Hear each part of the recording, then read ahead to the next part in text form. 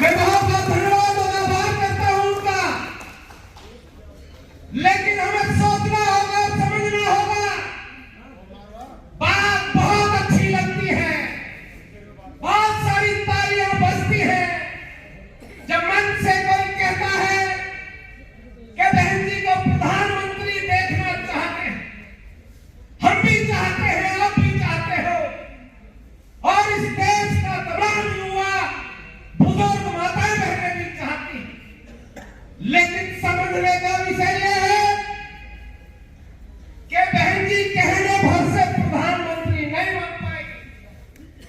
हमें उसके लिए बहुत काम करना होगा, याद करना होगा बाबा साहब को, और बाबा साहब की दी हुई ताकत का इस्तेमाल करना होगा। साथियों, बुजुर्गों, बाबा साहब को याद करना होगा। उस समय में हम जैसे बैकवर्ड लोग भी, आप लोग भी, तमाम लोग कैसे कैसे जीवन यापन करते थे।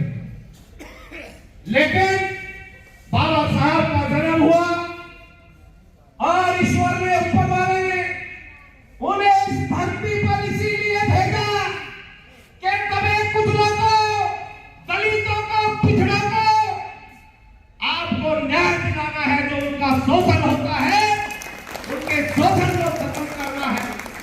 और बाबा साहब ने तमाम चीजें करी। बहुत लंबी बात हो जाएगी, लेकिन अगर बहन जी के प्रधानमंत्री बनने की बात, तो आप तमाम लोगों ने पढ़ा होगा बाबा साहब। मैं भी बाबा साहब का अनुयायी हूं, मैंने भी बहुत पढ़ा है। आपको एक बात याद करनी होगी। बाबा साहब जब संविधान बना रहे थे, रात में बैठ के काम कर रहे थे, तो कुछ साथियों ने देखा कि रात को 1 बजे बाबा साहब लालटेन में बैठ के कुछ काम कर रहे थे। उन साथियों ने पूछा, बाबा साहब ऐसा क्या जरूरी काम कर रहे हैं जो रात में 1 बजे लालटेन में बैठ के आपको काम करना पड़ता? तो आपको पता है बाबा साहब ने क्या जवाब दिया था? यह बात मैं इसलिए बता रहा हूं कि बहुत अच्छा लगता है कि बहन जी को प्रधानमंत्री बनाना है, लेकिन प्रधानमंत्री बहन जी उस बाबा साहब की दी हुई ताकत से ही बन सकती है। साथियों, बाबा साहब ने कहा था कि इस देश में प्रथा है, इस देश में राजा के बेटे को राजा बना दिया जाता है। लेकिन बाबा साहब ने उस दिन कहा कि मैंने आज वो काम कर दिया है कि अब राजा रानी के पेट से पैदा नहीं होगा, अब राजा जनता की वोट से निकलेगा ज्यादा। उन्होंने ताकत दी हमको, नहीं तो पहले वोट डालने का अधिकार सबको नहीं था। तो हमको जब तक उस ताकत का इस्तेमाल हम नहीं करेंगे, जब तक बाबा साहब की दी हुई ताकत का एक एक आदमी काम नहीं करेगा, जब तक उनकी तरह हम संघर्ष नहीं करेंगे, जब तक उनकी तरह हम मेहनत नहीं करेंगे, जब तक हम बहन जी को प्रधानमंत्री नहीं बना सकते। इसलिए आज उनका 68वां जन्मदिन है। हमें संकल्प लेना है, हमें ये वादा करना है कि हम मेहनत करेंगे और एक एक घर जाकर, जैसा अभी माननीय मंत्री जी बताकर गए थे बहन जी के बारे में, तमाम चीजें बताई, तमाम काम बताए। निश्चित रूप से नवीन भाई भी बताकर गए कि कोई समाज ऐसा नहीं था जब बहन जी के हाथ में पावर थी जिसको सम्मान न मिला हो। ऐसा कोई समाज नहीं था। आप याद करिए, सावित्रीबाई फुले को अभी 10 दिन पहले उनकी जयंती मनाई जाए, कैसे कैसे संकट झेले। जब सावित्रीबाई फुले निकलती थी, जब स्कूल में जाती थी, तो लोग उन पर कीचड़ फेंकते थे और वो एक जोड़ी कपड़ा अपने बैग में, अपने झोले में रखकर चलती थी। और जब स्कूल में जाती थी तो उस कपड़े को बदल कर वहां पढ़ने का काम करती थी। ऐसे ऐसे संकट उन लोगों ने झेले।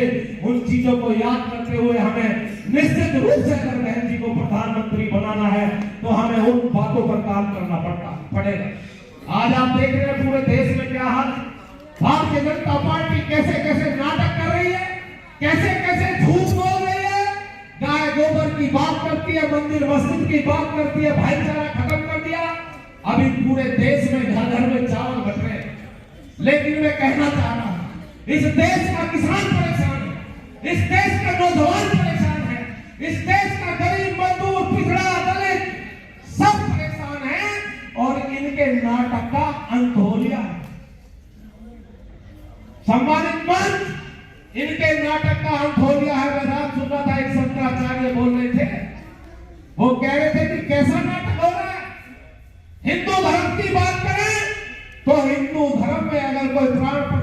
करता है तो उसके साथ महिला का होना जरूरी है।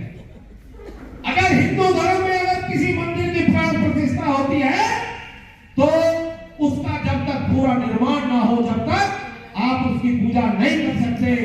ये भगवान राम के झूठे बहाने लेकर आए थे और यही भगवान राम ही ने इसी मंदिर से पूरा देश समझ रहा है और इनका जाने का काम इसी मंदिर से होगा और भगवान श्री राम ही ने भेजने का काम करेंगे, क्योंकि ये उनके ऊपर नाटक कर करके रोज तरह तरह की बात करें।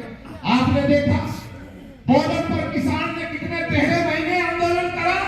किसानों के लिए इन्होंने ऐसा काम कर दिया था कि किसान ऐसा मजदूर बन के अपनी जमीन पे काम करता। लेकिन आंदोलन हुआ, 700 लोगों ने शहादत दी। क्या भूल गए किसान? और उसी तानाशाह प्रधानमंत्री को टीवी पर आकर रात को 8 बजे कहना पड़ा कि मुझसे गलती हो गई और ये कानून में वापस लेता हूं। ये बात अगर किसान के ऊपर हुई तो अब तमाम चीजें, अभी ड्राइवरों का आप लोगों ने देखा होगा किस तरह का भ्रष्ट शासन और प्रशासन। और साथियों, अभी मेरे भाई जिक्र कर रहे थे, हमारे संचालक महोदय जिक्र कर रहे थे, अभी हमारे टीकम भाई ने बहुत बढ़िया राजनीति सुनाई बहन जी के ऊपर। मैं कहना चाहता हूं, मोदी ने घर के अंदर 67 दिन आंदोलन चलाया। 67 दिन 25,000 मकान और 1.25 लाख लोगों को घर से बेघर करने का काम कर दिया, शत्रु संपत्ति में डाल दिया। 67 दिन आंदोलन चला और इसी सरकार को और इसी सरकार के जनप्रतिनिधियों को बैठ फुट पर आकर ये कहना पड़ा हमसे कि हम शत्रु संपत्ति को वापस लेते हैं, क्योंकि हम बाबा साहब के अनुयायी हैं और बहन जी के सिपाही हैं। इसलिए हमने मुकाबला करा और मुकाबला करके उन 1.25 लाख लोगों को न्याय दिलाया। और मैं कहना चाहता हूं, माननीय अध्यक्ष जी, माननीय विधायक जी, आप तमाम लोगों को पता है कि कम से कम उस 25,000 मकान में कम से कम 17 से 18,000 मकान हमारे दलित समाज के थे, हमारे गरीब और कमजोर लोगों के लिए थे। उसकी लड़ाई हमने इनसे लड़ी। मैं तो बहुत ज्यादा, क्योंकि समय कम है, मैं तो बस यही कहना चाहता हूँ कि अगर आप लोग सब मन से और दिल से बहन जी को, और इसमें कोई शक नहीं है, सुन लो मेरी बात, तार लग सकती है देवगौड़ा की तरह, औरों की तरह, क्योंकि निश्चित रूप से ये गठबंधन की बात करते हैं। माननीय अखिलेश जी 2 दिन पहले कह रहे बहन जी बहुत बड़ी नेता है, बहन जी का मैं सम्मान करता हूँ। अब इन्हें दिख गया कि तुम्हारा गठबंधन बिना बहन जी के सक्सेस होने वाला नहीं है। इसलिए अब इन लोगों ने बहन जी की खुशामद करनी शुरू कर दी है। और निश्चित रूप से मैं कहना चाहता हूँ कि अगर गठबंधन में बहन जी शामिल नहीं, वो तो उनका निर्णय है, जो उनका निर्णय होगा वो हमारे लिए सर्वोपरि है। लेकिन इनका गठबंधन धूल में मिल जाएगा अगर बहन जी शामिल नहीं हुई।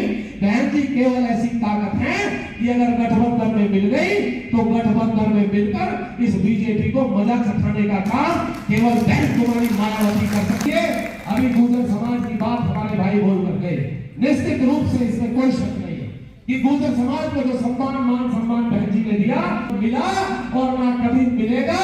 गुर्जर समाज भी अब देख रहा है आंख उठा के कि भैया बहुत छक लिए इधर उधर जाके, अब तो बहन जी के पास ही कुछ मिलेगा। इसलिए मैं बहुत बहुत धन्यवाद, बहुत बहुत आभार सम्मानित मंच का करता हूँ। भाई टीकम नागर जी ने बहुत अच्छी रागनी सुनाई। आप तमाम नेताओं का, तमाम बुजुर्गों का, बुद्धिजीवी लोगों का बहुत बहुत हृदय से आभार करता हूँ और दुआ करता हूँ कि बहन जी जरूर इस देश की प्रधानमंत्री बने और इसी बार बने, ऐसा हम सब लोगों का सफल प्रयास होना चाहिए। जय हिंद, जय भारत, जय भीम, खुदा हाफिज़।